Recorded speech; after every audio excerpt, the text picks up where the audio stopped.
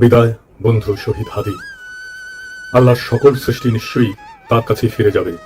ইন্না লিল্লাহি ওয়া ইন্না ইলাইহি রাজিউন।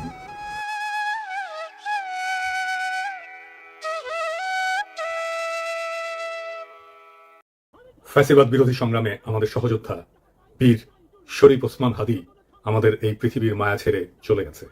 সৃষ্টিকর্তা তার শহীদ মৃত্যু কবুল করে তাকে জান্নাতের উচ্চ মাকাম দান করুন। হাদির শহীদ হওয়ার খবরের পরে সারা বাংলাদেশ শোকে বিহ্বল এবং ক্রোধে বিক্ষুব্ধ হয়ে উঠছে। চারিদিকে নানা ঘটনা ঘটছে। প্রথম আলো ডেইলি স্টারে আগুন দিয়ে ভস্মীভূত করে দেওয়া হয়েছে। ছায়ানটে আক্রমণ করা হয়েছে। 32 নম্বর যেটুকু অবশিষ্ট ছিল সেটুকু মোটামুটি জয় বাংলা করে দেওয়া হয়েছে। বাঙ্গু সুশীল প্রগতিশীলরা একসাথে ঝাঁপে পড়েছে আমার উপরে, আমি নাকি এসব করাইতেছি। একবার এরা কয় পিনাকির ডাকে কেউ আসে না, আবার এরাই কয় আমি মপ করিচ্ছি। কি বিচিত্র এই বাঙ্গু সুশীলেরা। অথচ আপনারা জানেন গতকাল পরিস্থিতি শান্ত করার জন্য আমি কি না করেছি। এমনকি ডেইলি স্টারের সাংবাদিকদের যারা উদ্ধার করছে তাদের সাথে সার্বক্ষণিকভাবে যুক্ত থেকে কাজটা সুচারুরূপে যেন সম্পন্ন হয় সেটা আমি দেখছি। প্রিয় দেশবাসী, ডেইলি স্টার অফিসে ভেতরে অনেক সাংবাদিক আটকা পড়েছে। আপনারা মেহেরবানি করে সেনাবাহিনীকে আটকে পড়া সাংবাদিকদেরকে উদ্ধার করতে দিন। আপনাদের অনুরোধ করছি, মেহেরবানি করে দয়া করে আটকে পড়া সাংবাদিকদেরকে সেনাবাহিনীকে উদ্ধার করতে দিন। হাদির পবিত্র স্মৃতিকে কলঙ্কিত আমরা না করি। সবাইকে আমি শান্ত থাকার আহ্বান জানাচ্ছি। সেনাবাহিনীর যে দল এখানে তাদের উদ্ধার করতে গেছিল তারাই বার্তা পাঠায় জানাইছে তারা উদ্ধার করতে পারতেছে না, আমি যেন সাহায্য করি। যাই হোক, তবে যদি কেউ বলে যে প্রথম আলো ডেইলি স্টারের আর ছায়ানটের বিরুদ্ধে অবিরাম ফাইট দিয়ে গেছি, আমি তাদের জয় বাংলা করার ইচ্ছা পোষণ করেছি, এটা সত্য। এর জন্য যদি আমরা দায় দিতে চাই দিতে পারে, ফেয়ার এনাফ, আমিও দায় নিতে রাজি আছি। তবে সাথে উদিসি আর সিবিবি জয় বাংলা করতে চাইছি, এবার হয় নাই, হবে ইনশাল্লাহ। আমি প্রত্যেকটা ইনস্টিটিউটকে অসংখ্যবার তারা কি কি আকাম করতেছে সেটা দেখাই দিছি। বলছি সংশোধিত হইতে হয় নাই। আমি প্রথম আলোর সামনে জিয়াফত করেছি, দাবি ছিল প্রথম আলোর ডেইলি স্টারের সম্পাদকীয় নীতি পরিবর্তন করতে হবে, করে নাই। তাদের শয়তানি চালায় গেছে। কয়েকদিন আগে ডিসেন্ট দেখাইলো কিভাবে জামাত, বিএনপি, হেফাজত আর আওয়ামী লীগের কর্মসূচিতে সহিংসতার ভাষা প্রথম আলোতে আলাদা আলাদা, পুরা ভাষা আলাদা, এক একটা সংগঠনের জন্য এক এক রকম ভাষা। আওয়ামী লীগের জন্য সবচেয়ে সফট, কোনো পরিবর্তন নাই। জিয়াফতে আমাদের পিটায় তাড়ানো হইলেও সে কি উল্লাস ডেইলি স্টার আর প্রথম আলো সাংবাদিকদের। তো এটা বলে মানুষদের মনে থাকে, মনে না থাকলেও আমরা মনে করাই দেবো। এখন প্রশ্ন, ছায়ানটে কেন হামলা? ছায়ানট কি গান শিখায়? না, গান না। তারাই বলে মুক্তিযুদ্ধের চেতনা বিনির্মাণ ছায়ানটের লক্ষ্য। এটা তো আমি বয়ান তৈরি সফট পাওয়ার, এটা তো জনগণ চিনে। হাসিনা পলায় গেছে, এরা তো আগে সেই কাজ করে যাচ্ছে। 2024-এ 5ই আগস্টের পর ফ্যাসিবাদের বিরুদ্ধে কোনো কাজ করেছে এরা? করা লাগলো নি, করে নাই। 2025-এ পয়লা বৈশাখে তারা বলে বাঙালি জাগবেই, সবাই মিলে সুন্দর দিন কাটানোর সময় ফিরবেই, মানে এখন নাই, সার্থক হবেই মানুষ, দেশ, এই পৃথিবীকে ভালোবেসে চলবার মন্ত্র, মানে সময়টা চলে গেছে, আবার আপাসট করে ফিরে আসবে। এখন সবাই মিলে সুন্দর করে দিন কাটাইতেছি না, এই কান্নাকাটি ওদের থাকবে। এই গান তো করতে আসে নাই, রাজনীতি করতে আসছে। মাইক খাবে না? আমাদের হাদিও একটা কালচারাল ফ্রন্ট করেছিল, ইনকিলাব মঞ্চ, ওরা তো মাইরাই ফেললো আওয়ামী লীগের লোক। তার পাল্টা তো আপনাদের একটা ভাঙচুর হইতেই পারে, মাইনা নেন। আওয়ামী লীগ তো এতদিন একটা ভাব নিছে কি, গিলে করা পাঞ্জাবি পরবে, একটা পাশে চটি ব্যাগ থাকবে, সিথি করে চুল আঁচড়াবে, হ্যাঁ, এরপরে একটু রবীন্দ্রনাথ করবে, শান্তিনিকেতনী ভাষায় বলবে, অশুদ্ধ অশ্লীল একদমই বলা যাবে না। এই করে করে করে করে আসাদুজ্জামান নূর শুধু গণহত্যাই করবে না, তার গাড়ি বহরে যারা হামলা করছে তাদেরকে গুম করছে, খুন করছে। এই যে ছায়ানটি, এই যে উদিচি, এই পুরো গ্রুপটা তাদের প্রোডাক্ট করা। এই যে হুমায়ুন আহমেদের সাহেবের যে নাটক করতো, আমি খসরু কি জানি, খসরু ভুলে গেছি, স্বাধীন খসরু, ভাবেন 54 বছর বয়স এই স্টুপিডটার। মানে আওয়ামী লীগ যে কত বড় স্টুপিড হইতে পারে ওদের সব গেছে। মানে ওরা এই দুনিয়ার সমস্ত নারী অধিকারের তো টেন্ডার নিয়ে আসছে, নারী অধিকার নিয়ে কথা বলবে, ওরা সংস্কৃতি কর্মী। এই যে একজন মহিলা উপদেষ্টা, তার ছবিটা পিছনে রাইখা যেই ভাষায় যা বলতেছে, এইটা তো ছাপড়ি বললেও হয় না, এটা দুনিয়া কোথাও নাই, এটা কোনো ক্লাসই নাই। মূলত আওয়ামী লীগ এই ক্লাসেই বিলং করে। তো আওয়ামী লীগ যে এই ক্লাসে বিলং করে, এইটা যাতে ধরা না পড়ে, এই জন্য তারা এইরকম গিলে করা পাঞ্জাবি, অনেক বুদ্ধিজীবী তাত্ত্বিক, এই যে তাদেরকে দিয়ে দিয়ে দিয়ে দিয়ে প্রচুর ভেগ কথাবার্তা বলাইতো। আপনি অর্ধেক বুঝবেন অর্ধেক বুঝবেন না, আলো আদারি ভাষা, চর্যাপদের মতো, মানে বিরাট একটা তাত্ত্বিক ব্যাপার। এই বলে বলে তারা বাঙালি জাতীয়তাবাদের নামে বাংলাদেশকে টুঙ্গিপাড়ার কলোনি বানাইছিল। আমাদেরকে এখন যেটা করতে হবে, সেই কলকাতা এবং টুঙ্গিপাড়ার কলোনিয়ালিজম ভেঙে ঢাকার বাংলাদেশ গড়ে তুলতে হবে। আর বাংলা মানে আর এখন আর কলকাতা না, বাংলা মানেই বাংলাদেশ। এই স্বাধীন পরিচয়ের জন্য আমাদের দীর্ঘ প্রস্তুতি নিতে হবে, মনস্তাত্ত্বিক লড়াই, সাংস্কৃতিক লড়াইয়ের জন্য। আমি আশা করছি যে আপনারা সবাই যে যার পরিসরে, জুলাই শুধু বাঁচিয়ে রাখলে হবে না, জুলাইকে মাথা উঁচু করে বাঁচিয়ে রাখতে হবে, তাহলেই বাংলাদেশের স্বাধীনতা, সার্বভৌমত্ব বাঁচবে, বাংলাদেশ বাঁচবে। হাদির আসলে মাস থেকে হাদির হত্যাকাণ্ডের পিছনে ডিজিএফআই আছে, এটা আমার শক্ত অনুমান। প্রত্যেকটা জায়গায় ডিজিএফআই এর সিগনেচার বর্তমান। কেন কইছি? কারণ ওয়াকারের পথ বালক আর ডিজিএফআই হাদির ঘটনা নিয়ে একদম প্রথম থেকে উদ্দেশ্যমূলকভাবে মিথ্যাচার করতেছে। কি ভাবে? একদম দেখাই দিই চোখে আঙুল দিয়া।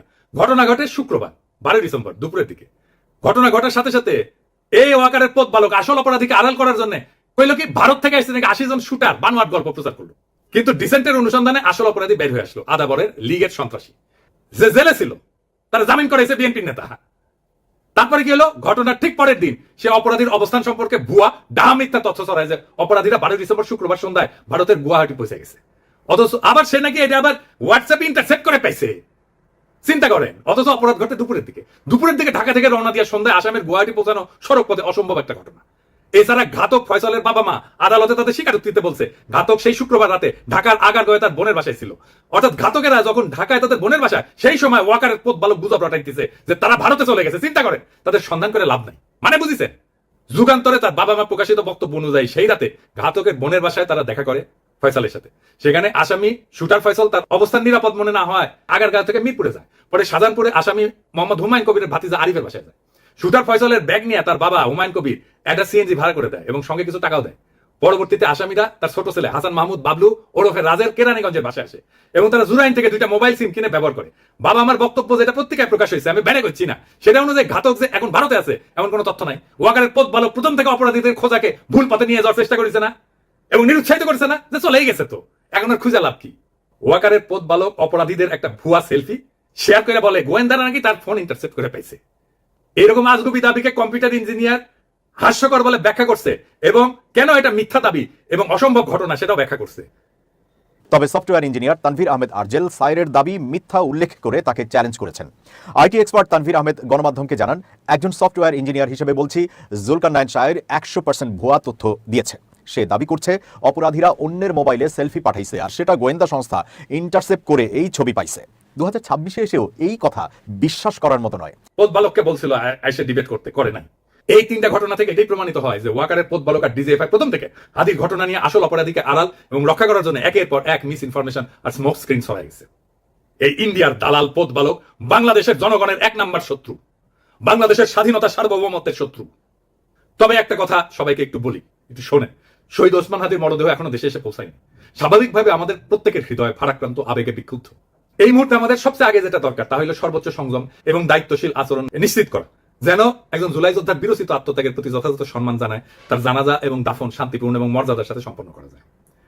এমন সংবেদনশীল সময় পরিস্থিতিকে আরো নাজুক করে তুললে এটা হবে একেবারে বেপরোয়া এবং আত্মঘাতী, যার পরিণতি হবে গভীরভাবে ক্ষতিকর। এর তাৎক্ষণিক ফলাফল অনুমান করা কঠিন না, কিন্তু তা হবে ধ্বংসাত্মক। দীর্ঘদিনের ক্ষোভ থেকে ফ্যাসিস্ট বয়ান উৎপাদনকারী দেশের 2টা পত্রিকা জনতার হামলা ভাঙচুর অগ্নিসংযোগ হয়েছে এবং আগুনে কিন্তু একটা পত্রিকার সাংবাদিকদের জীবন বিপন্ন হয়ে উঠছিল। পরিস্থিতির যেন আর অবনতি না হয়, মেহেরবানি করে সতর্ক থাকবেন। আমাদের তো সব কাজের দোষ। বিদেশি গণমাধ্যম চাইবে, ইন্ডিয়া চাইবে হাদির শহীদ মৃত্যুকে শিরোনাম না বানায় অগ্নিসংযোগ ভাঙচুরের দৃশ্যকে শিরোনাম বানাইতে। এটা ঘটলে আড়ালে পড়ে যাবে আসল এবং জরুরি সত্য, হাদির শাহাদাত, তার আদর্শ এবং যে শক্তির বিরুদ্ধে লড়াই করতে যায় তাকে প্রাণ দিতে হয়েছে। আরো দুঃখজনক হইল, গুলিবিদ্ধ হওয়ার পর সারা দেশে হাদিকে ঘিরে যে বিপুল ভালোবাসা, দীপ্ত আবেগ এবং নৈতিক সংহতির জোয়ার সৃষ্টি হয়েছে তা মারাত্মকভাবে ক্ষতিগ্রস্ত হবে।